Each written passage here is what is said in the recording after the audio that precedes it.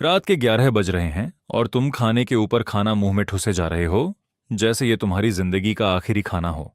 तुम्हें लगता है तुम्हारा पेट 24 घंटे खुला ढाबा है। गलत। तुम अपने पाचन तंत्र के साथ खुलेआम दुश्मनी कर रहे हो। बात सुनो, तुम्हारी आंतें एक बायोलॉजिकल क्लॉक पर चलती हैं।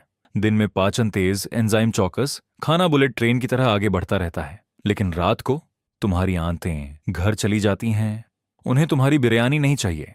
देर रात खाया हुआ खाना आंतों में उस किराएदार की तरह पड़ा रहता है जो किराया देने से इनकार करता है। बड़ी आंत धीमा हो जाता है, पानी सोख लिया जाता है और जो नरम था वो सुबह तक पत्थर बन जाता है। फिर तुम टॉयलेट में बैठ के सोचते हो कुछ क्यों नहीं हो रहा। रात का खाना सोने से कम 2-3 घंटे पहले खाओ।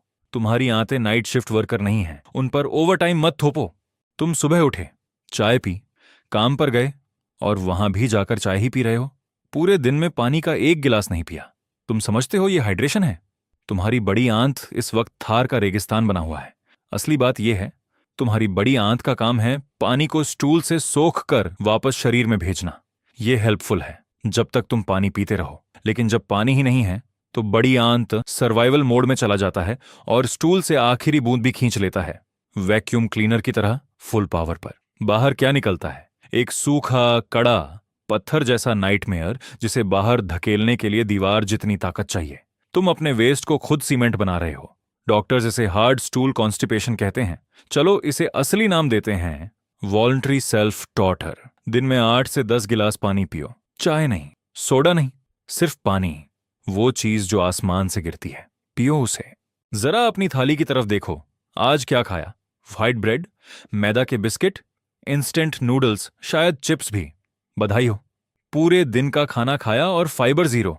तुम्हारी बड़ी आंत इस कचरे को देखकर रो रहा है। फाइबर दो तरह से काम करता है। सोल्यूबल फाइबर पानी सोखता है और एक नरम जेल बनाता है जो स्टूल को आसानी से बाहर जाने देता है। इनसोल्यूबल फाइबर एक झाड़ू की तरह काम करता है जो आंतों के अंदर का सारा कचरा झाड़ के बाहर निकलता है। फाइबर के बिना स्टूल में न कोई बल्क है, न स्ट्रक्चर, न कोई रीजन कि वो आगे जाए। बस वो बड़ी आंत में पड़ा रहता है, जैसे बिन बुलाया मेहमान जो जाने का नाम नहीं लेता। दिन में 25 से 35 ग्राम फाइबर चाहिए। मतलब दाल, सब्जी, फल, साबुत अनाज, बिस्किट नहीं, अकेला सफेद चावल नहीं।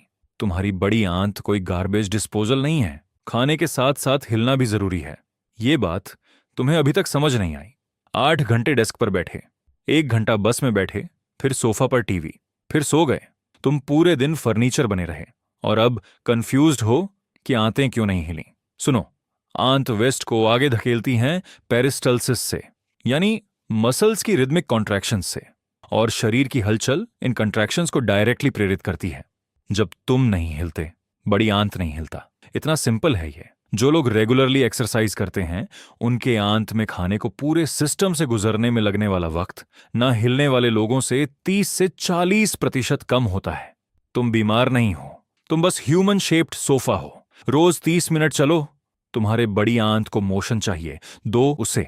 और अगर मूवमेंट की बात करें तो एक और मूवमेंट है जो तुम बिल्कुल नहीं कर रहे, स्ट्रेस को मैनेज करना। डेडलाइन कल है, बॉस गर्दन पर सवार है, बैंक अकाउंट एग्जिस्टेंशियल क्राइसिस में है और पेट पूरी तरह बंद। ये कोइंसिडेंस नहीं है, ये बायोलॉजी है। तुम्हारा ब्रेन और तुम्हारा आंत एक डायरेक्ट न्यूरल हाईवे से जुड़े हैं जिसे कहते हैं गट ब्रेन एक्सिस। जब ब्रेन स्ट्रेस फील करता है, कॉर्टिसोल और एड्रेनालाइन बाढ़ की तरह आते हैं और आंत उस ओबीडियंट ऑर्गन की तरह जो वो है तुरंत रिएक्ट करता है। कुछ लोगों में स्ट्रेस से डायरिया होता है, पूरी शटडाउन, बड़ी आंत जम जाता है, कुछ नहीं हिलता, सब रुक जाता है। क्रॉनिक स्ट्रेस आईबीएस का सबसे बड़ा कारण है, इरिटेबल बाउल सिंड्रोम, जो बेसिकली एक आंत है जो परमानेंट एंजाइटी अटैक में जी रहा है। लाइक्सेटिव से कॉन्स्टिपेशन ठीक नहीं होगी अगर स्ट्रेस रूट कॉज है। तुम सिम्टम ट्रीट कर रहे हो, आग को इग्नोर कर रहे हो। स्ट्रेस मैनेज करो, मेडिटेट करो, चलो सांस लो, किसी से बात करो। तुम्हारा आंत तुम्हारे हर विचार को सुन रहा है। और जब आंतों की बात हो रही है तो एक बात जो कोई नहीं बताता, तुम टॉयलेट पर बिल्कुल गलत तरीके से बैठते हो। देखो, तुम वेस्टर्न टॉयलेट पर बिल्कुल सीधे बैठे हो जैसे जॉब इंटरव्यू दे रहे हो, बहुत डिग्निफाइड। बिल्कुल गलत। एक फैक्ट जो तुम्हारी सुबह बदल देगा, मानव शरीर बैठने के लिए नहीं, स्क्वाट करने के लिए बना है। स्क्वाट पोजीशन में पुब और रेक्टलिस मसल पूरी तरह रिलैक्स होती है और एनेरेक्टल कैनाल सीधी लाइन में आ जाती है। जैसे खुला हाईवे। लेकिन जब तुम वेस्टर्न टॉयलेट पर सीधे बैठते हो, वही मसल पार्टियली कॉन्ट्रैक्टेड रहती है, एक बैंड बन जाता है, जैसे गार्डन हॉजकिंग डो। तुम अपने वेस्ट के लिए खुद ऑब्स्टेकल कोर्स बना रहे हो और फिर हैरान हो कि निकल क्यों नहीं रहा। इसे फिक्स करना सिंपल है। एक छोटा स्टूल लो, टॉयलेट में बैठते वक्त पैरों के नीचे रखो, नीज हिप से ऊपर उठाओ, थोड़ा आगे झुको, बस स्क्वाट पोजीशन हो गई। चीजें बहुत तेजी से होने लगेंगी। ये कोई नई एज की बकवास नहीं है, ये एनाटमी है। Use it. अब टॉयलेट में घुसते ही जो पहला काम तुम करते हो, सोशल मीडिया खोलते हो और रील देखना शुरू। 20 मिनट बाद पैर सो गए तुम्हारे, जिससे एनस मुसीबत में पड़ जाते हैं। असल में क्या हो रहा है, टॉयलेट सीट जिसके बीच में होल है, वहां एनस को कोई सपोर्ट नहीं है। जितनी देर बैठो उतना ग्रेविटी नीचे ब्लड खींचती है और प्रेशर बढ़ता है एनल वेन्स पर। नतीजा, पाइल्स, ब्लीडिंग वेन्स, जो हर अगली टॉयलेट ट्रिप को सजा बना देंगी। तुम 20 मिनट की माइंडलेस स्क्रॉलिंग के बदले लाइफ टाइम की तकलीफ खरीद रहे हो। और हाँ, एक और नुकसान, जब तुम बार बार जाने की इच्छा को इग्नोर करके बैठे रहते हो और बिना तैयारी के धक्का लगाते रहते हो, तो तुम अपनी एनस की मांसपेशियों को नॉर्मल सिग्नल्स इग्नोर करना सिखा रहे हो। तुम अपने शरीर का अलार्म सिस्टम खुद म्यूट कर रहे हो। जिस काम के लिए बाथरूम में गए हो, वो काम करो। फोन बाद में देखना, फोन थोड़ी देर रुक सकता है, तुम्हारा एनस नहीं रुक सकता। तुम 5 घंटे सोए या 6 घंटे मिल गए तो सोचते हो किस्मत अच्छी है। तुम क्या सोचते हो, तुम ठीक हो? नहीं, तुम ठीक नहीं हो। तुम्हारा आंत बर्बाद हो रहा है। नींद के दौरान तुम्हारा गट माइक्रोबायोम, आंतों में रहने वाले 100 ट्रिलियन बैक्टीरिया खुद को रिपेयर करते हैं, बैलेंस रीसेट करते हैं, अगले दिन के लिए तैयार होते हैं। बड़ी आंत अपनी फाइनल मसलर स्वीप्स पूरी करता है। तुम्हारे आंतों की अपनी सर्कैडियन रिदम होती है, जो तुम्हारे स्लीप साइकिल के साथ सिंक होती है। जब तुम कंसिस्टेंटली नींद चुराते हो, ये रिपेयर विंडो बर्बाद हो जाती है। गट बैक्टीरिया इम्बैलेंस्ड हो जाते हैं, इसे डिसबायोसिस कहते हैं। बड़ी आंत की मस्कुलर एक्टिविटी गिर जाती है, बाउल मूवमेंट्स अनियमित और स्लगिश हो जाती हैं। रिसर्च साफ कहती है, chronic sleep deprivation directly constipation और IBS से लिंक्ड है।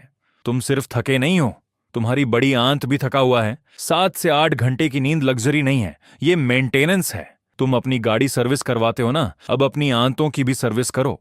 और अब सबसे बड़ी गड़बड़ी तुम्हें पता है क्या है? ये कोई रूटीन नहीं। तुम कभी 5 बजे उठे, कभी 9 बजे, कभी ब्रेकफास्ट किया, कभी स्किप किया। आज दोपहर का खाना 1 बजे, कल 4 बजे। कोई शेड्यूल नहीं, और हैरान हो कि बाउल मूवमेंट्स क्यों? सुनो, तुम्हारी बड़ी आंत शरीर के सबसे शेड्यूल डिपेंडेंट ऑर्गन्स में से एक है। ये गैस्ट्रोकोलिक रिफ्लेक्स पर चलता है। एक सिग्नल है जो तब ट्रिगर होता है जब स्टमक में कुछ जाता है। सिग्नल का मतलब है कुछ नया आ रहा है, पुराना बाहर करो। जब खाना कंसिस्टेंट टाइम पर आता है, बड़ी आंत शेड्यूल सीख लेता है, हर रोज उसी वक्त बाउल मूवमेंट के लिए तैयार हो जाता है, आमतौर पर पहले खाने के 20 से 30 मिनट बाद। इसीलिए जो लोग रोज सेम टाइम पर उठते हैं और ब्रेकफास्ट करते हैं, उनकी बाउल मूवमेंट्स रेगुलर और आसान होती हैं। और जो रैंडमली खाते हैं, उनका बड़ी आंत परमानेंटली कंफ्यूज्ड रहता है, उसे पता ही नहीं कब फायर करना है। रूटीन बनाओ, सेम उठने का वक्त, सेम खाने का वक्त। तुम्हारी बड़ी आंत एक बेहद पंजुअल एम्प्लॉई है, उसे प्रॉपर शेड्यूल दो, वो तुम्हें कभी निराश नहीं करेगा। और अब वो विलन जो इन सबसे बड़ा है, तुम्हारी खाने की आदत।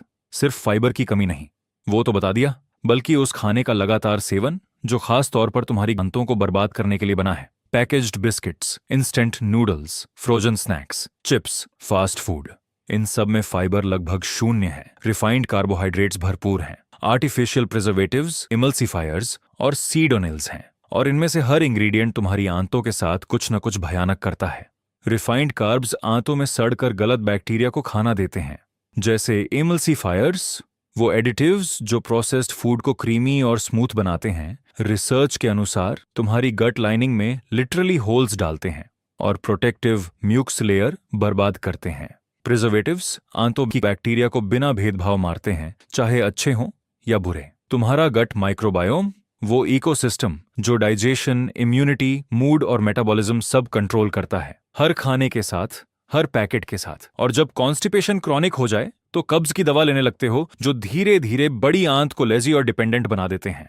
एक साइकिल ऑफ डिस्ट्रक्शन जो 10 रुपए के बिस्कुट पैकेट से शुरू हुई। रियल फूड खाओ, वो खाना जो उगता है, जो पकता है, जिसे तुम्हारी मम्मी पहचानती है। तुम्हारे आंतों की बैक्टीरिया ज्यादा नहीं मांग रहे, बस उन्हें जहर देना बंद करो। बस यही है असलियत। इतने सारे कारण जो तुम्हारी सुबह बर्बाद कर रहे हैं और तुम्हारे टॉयलेट को दुश्मन बना रहे हैं। अच्छी खबर यह है कि इन सब को ठीक किया जा सकता है। पानी पियो, फाइबर खाओ, शरीर हिलाओ, ठीक से सो, रूटीन बनाओ, स्ट्रेस कम करो और जिंदगी की भलाई के लिए फोन रखो और टॉयलेट में जाओ।